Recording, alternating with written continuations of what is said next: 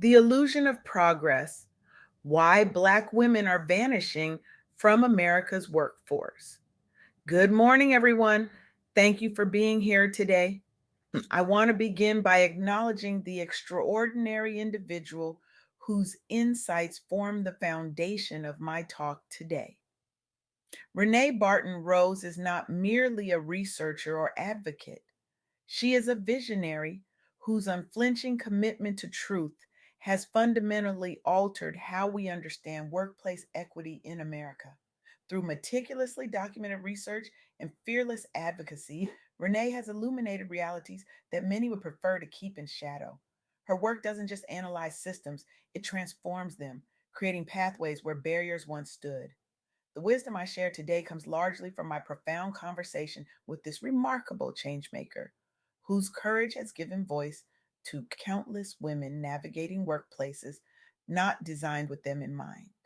We've all heard the celebratory narratives about diversity and inclusion. Headlines trumpet record numbers of women in boardrooms. Statistics highlight unprecedented representation in certain fields. Glass ceilings, we're told, are being shattered daily. Progress, the story goes, is steady, inevitable, and irreversible. But what if this narrative of continuous progress is fundamentally flawed? What if beneath the surface of these encouraging statistics, a profoundly different reality exists? One where gains remain fragile, where progress is neither linear nor guaranteed, and where systemic forces continue to undermine even the most qualified professionals. This is the counterintuitive truth that emerged from my conversation with Renee Barton Rose. Despite decades of diversity initiatives and anti discrimination laws, Black women are not only underrepresented in leadership roles, but are actually experiencing a significant exodus from the workforce altogether. Let that sink in for a moment.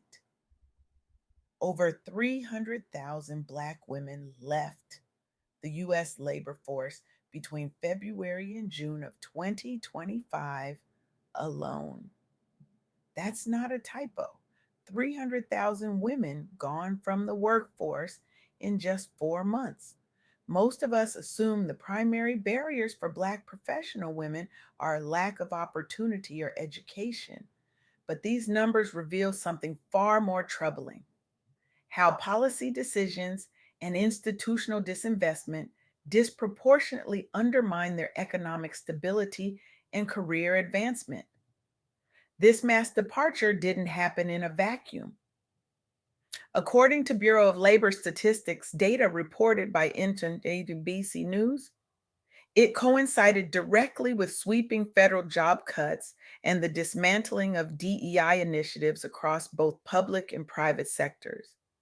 Many affected workers were concentrated in regions where government employment has historically offered stable careers for Black professionals. Consider the story of Janelle, a senior policy advisor with 15 years of federal service. When her department was restructured, a polite euphemism for gutted, she found herself suddenly unemployed alongside dozens of colleagues, disproportionately women of color.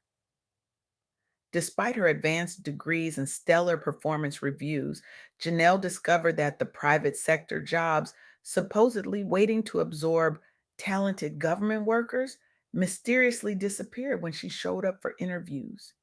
For decades, public sector jobs provided a rare avenue for upward mobility among educated Black women. Recent political shifts have reversed much of this hard won progress. The stability these positions once offered — healthcare benefits, retirement security, clear advancement pathways — has been systematically dismantled under the guise of efficiency and merit based systems. In response, advocacy groups began mobilizing around targeted policy reforms, calling on lawmakers to reinstate critical DEI programs while pushing employers toward fairer hiring practices. These efforts have led some organizations, including local governments, to recommit publicly to inclusive hiring practices despite broader national trends. What makes this exodus particularly devastating is that it represents not just individual career disruptions, but the unraveling of generational progress. When we lose Black women from professional spaces, we lose their perspectives, their leadership, their mentorship of younger colleagues, and their economic power within communities. The second insight from my conversation with Renee challenges another common assumption that representation alone equals progress. Consider this startling statistic. In New York, Black women working full time year round still earn only 66 cents for every dollar paid to white men. This results in over $1 million in lost income over a typical career span. $1 million. That's not just a number, it's college educations never funded, homes never purchased, retirements never secured, generational wealth never built. This disparity is so severe that a Black woman would need to work until age 81 to earn what a white man typically earns by age 60. Think about that. Working 2 additional decades just to achieve parity. Meet Tasha, a corporate attorney with impeccable credentials, Ivy League education, prestigious clerkships, and a work ethic that kept her at the office long after most colleagues had gone home. Yet, year after year, she watched as white male peers with similar or lesser qualifications received larger bonuses, more prominent assignments, and faster promotions.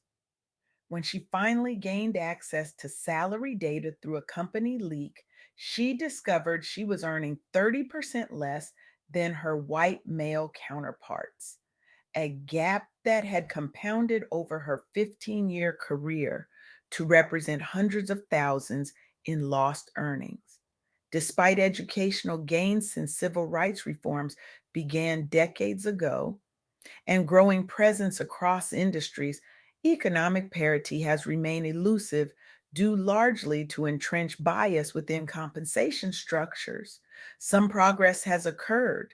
New York State enacted several measures aimed at closing racial wage gaps, including pay transparency requirements and protections against salary history inquiries. These state level protections helped set precedents adopted elsewhere nationwide. By quantifying lifetime earnings loss so starkly over $1 million, this work galvanized fresh urgency among both policymakers and business leaders. But implementation challenges persist amid shifting political winds nationally. The third insight from my conversation with Renee Barton Rose may be the most profound. Representation does not equal equity. According to Education Week's July report based on a ASA survey, Black educators remain severely underrepresented at senior levels such as school superintendents, even as they make up growing shares of teaching staff. Consider Dr. Maya Johnson, who built an award winning curriculum that dramatically improved literacy rates in her district. Despite her doctorate in education leadership and proven results, she was passed over 3 times for the superintendent position. Each time, the board cited vague concerns about her fit or leadership style, coded language that rarely applies to white male candidates with similar qualifications. The barriers include legacy effects from past demotions and displacements post desegregation rulings, such as after Brown versus Board of Education, plus contemporary bias limiting advancement opportunities into top administrative posts. Some districts have launched targeted mentorships and fellowships aimed at supporting aspiring leaders who identify as people of color. While there's been modest growth, the percentage identifying as Black rose 2 points since 2019. It remains far below proportional representation relative to both population size and teacher pool demographics.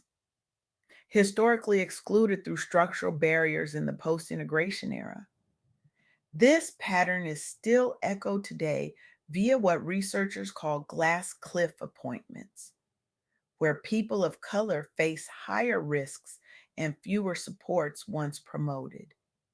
These efforts spotlight why diversity must be paired with intentional retention and support strategies, not simply recruitment quotas to achieve lasting change. What's particularly striking about these three insights is how they challenge our fundamental assumptions about progress. We've been conditioned to believe that with enough time, education, and individual effort, equity will naturally follow. But the data tells a different story. The systemic barriers facing Black women professionals aren't relics of a distant past. They're active, evolving forces responding to contemporary political and economic pressures. When federal jobs are cut, Black women are disproportionately affected. When DEI initiatives are rolled back, Black women lose crucial support systems.